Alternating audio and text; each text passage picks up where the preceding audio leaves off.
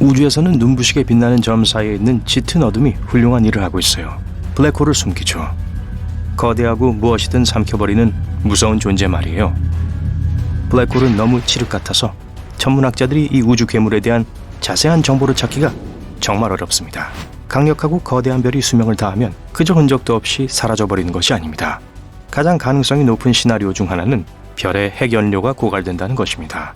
그러고 나서 이글거리는 빛의 섬광과 함께 별은 자신의 중력에 의해 붕괴됩니다. 만약 충분히 큰 별이라면 그것은 블랙홀이 됩니다. 원시 블랙홀이라는 것이 존재한다는 가설이 있습니다. 과학자들은 결코 그 존재에 대한 어떤 실질적인 증거도 찾지 못했어요. 원시 블랙홀들은 매우 오래됐고 블랙홀치고는 꽤 작습니다. 천문학자들은 빅뱅 이후 몇 밀리초 안에 원시 블랙홀이 나타났을 수 있다고 믿고 있습니다. 그 당시에는 별과 은하가 아직 탄생하기 전이었어요. 그렇다면 원시 블랙홀이 우주 전체의 역사를 목격했다는 것을 의미합니다. 지금쯤 가장 작은 원시 블랙홀은 증발해버렸을 가능성이 높습니다. 하지만 더 큰 것들은 여전히 우주에 흩어져 있을 수 있어요. 그런데 원시 블랙홀은 애초에 어떻게 나타났을까요? 초기 우주는 지금과 달랐어요. 어떤 지역은 더 뜨거웠고 어떤 지역은 더 차가웠고 또 어떤 지역은 매우 밀도가 높았습니다. 과학자들은 이 밀도가 높은 점들이 원시 블랙홀로 붕괴되었을 수 있다고 믿고 있습니다. 가장 희한한 점이요? 이 블랙홀이 빅뱅 직후에 생겨났기 때문에 매우 작았을 것이란 사실입니다. 블랙홀이 생기는데 오래 걸릴수록 크기가 더 컸어요. 오래되고 작은 블랙홀과 어리고 큰 블랙홀의 질량 차이는 놀라웠습니다. 태양의 질량보다 몇천 배 더 큰 질량과 젤리빈의 질량을 비교한다고 생각해보세요. 감이 오실 거예요. 원시 블랙홀이 사실 암흑물질일 수 있다는 이론이 있었습니다. 암흑물질은 관측 가능한 우주 질량의 약 80%를 차지하는 것으로 여겨집니다. 천문학자들은 암흑물질의 이상한 성분을 직접 볼 수 없는데 빛이나 어떤 종류의 에너지도 방출하지 않기 때문이에요. 이 이론은 수십 년 동안 주목받지 못했습니다. 하지만 최근 과학자들은 우주에 생각했던 것보다 더 많은 블랙홀이 있다는 것을 알게 됐어요. 즉, 그 이론이 일리가 있을 수도 있다는 뜻입니다. 거대하고 여전히 우리가 찾지 못한 빅뱅 블랙홀은 단지 일부가 아니라 암흑물질 그 자체일지도 모릅니다. 천문학자들이 수십 년에 걸친 탐사에도 불구하고 단 하나의 암흑물질 입자도 발견하지 못했다는 사실을 고려해본다면 말이죠. 일부 과학자들은 암흑물질이 다양한 크기의 원시 블랙홀이 될 수 없다고 주장합니다. 그러기에는 충돌이 너무 잦다고 합니다. 또 어떤 사람들은 블랙홀이 둘로 존재할 수 있다고 주장합니다. 그리고 세 번째 블랙홀은 항상 이 둘에 접근하여 원래 블랙홀 중 하나를 교체한다고 해요. 어쨌든 우주는 블랙홀로 가득 차 있기에 부족함이 없어요. 이 과정은 몇 번이고 반복되는데 이는 합병이나 충돌이 거의 일어나지 않는다는 걸 의미합니다. 원시 블랙홀은 태양과 가장 가까운 별 사이에 거리만한 크기의 집단으로 모여 있을 수 있어요. 각각의 집단에는 수천 개의 블랙홀이 있을 수 있습니다. 30개 분량의 태양 질량 괴물이 그 중심에 자리 잡고 있고 더 흔하고 작은 것들이 나머지 공간을 차지하고 있을 거예요. 그러한 집단은 천문학자들이 암흑물질이 있다고 생각하는 곳마다 있을 수 있습니다. 하지만 지금까지는 그저 흥미로운 이론일 뿐입니다. 그리고 일부 과학자들은 아직 이 이론을 지지하지 않아요. 더 많은 데이터가 필요합니다. 블랙홀은 때때로 거대한 은하계의 화산처럼 행동합니다. 때때로 폭발하곤 해요. 하지만 용암을 내뿜는 대신 엄청난 양의 에너지를 생산합니다.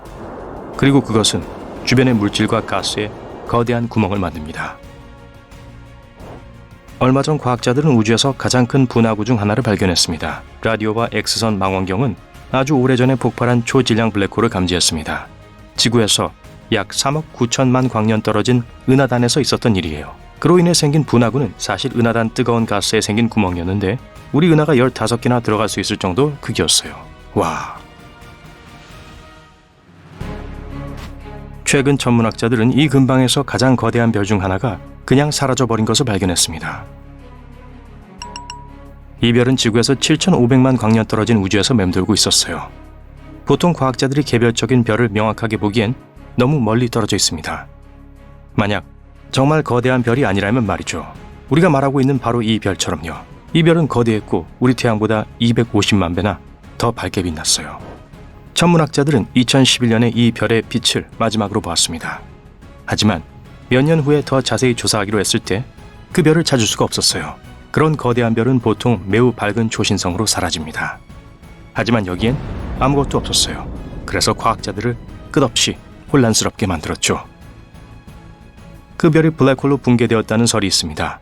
그리고 초신성 폭발을 먼저 일으키지 않았어요. 수명이 다한 별 사이에서 일어나긴 하는 일이지만 매우 드물어요. K2141b는 우리 태양계 밖의 행성입니다. 얼핏 보면 지구와 별로 다르지 않아요. 액체 바다가 구름으로 증발하고 응축되어 비가 되어 표면으로 돌아옵니다. 하지만 물 대신 이 모든 과정이 암석으로 일어난다는 점이 달라요. 이 외계 행성의 표면은 수십 킬로미터 깊이의 용암으로 덮여 있습니다. K2141b의 낮 기온은 섭씨 2760도에 달합니다. 그것은 바다에서 마그마가 대기로 증발할 만큼 충분히 뜨겁습니다. 그리고 초음속 바람은 초당 1.6km의 속도로 암석 증기를 행성의 야간 지역까지 운반합니다. 기화된 마그마는 식었다가 다시 액체가 되고 암석비로 떨어집니다. 우리에게 더 튼튼한 우산이 필요할 것 같은데요. GSN 069 은하의 한 별은 향후 몇 조 년 안에 목성만한 행성으로 바뀔지도 모릅니다. 이 모든 것은 이 별이 블랙홀과 정기적으로 조우하기 때문입니다. 우선 천문학자들은 이상한 엑스레이가 터져나온 것을 관찰했습니다. 매우 밝았고 매 9시간마다 폭발했어요. 이 현상을 조사한 후 연구원들은 그것이 블랙홀 주위의 독특한 궤도로 발사되는 별이라는 것을 깨달았습니다. 그리고 그들이 본 섬광은 항성 표면에서 물질이 빨려 날아가는 것이었습니다. 그 별이 탐욕스러운 모행성을 지나칠 때마다 매번 이런 일이 일어났어요. 수백만 년 넘게 이 블랙홀은 이미 적색 거성을 백색 외성으로 바꿔놓았습니다. 그리고 이 과정은 조만간 멈추지 않을 거예요. 천문학자들은 최근 금성 대기에서 인화수소의 흔적을 발견했습니다. 지구에서 이 무색의 가연성 가스는 종종 미생물 근처에서 발견됩니다. 그래서 금성에 생명체가 있을지도 모른다고 주장하는 새로운 이론이 등장하게 된 거예요. 하지만 만약 그렇다면 생명체는 구름 속에서만 높게 나타날 수 있을 거예요.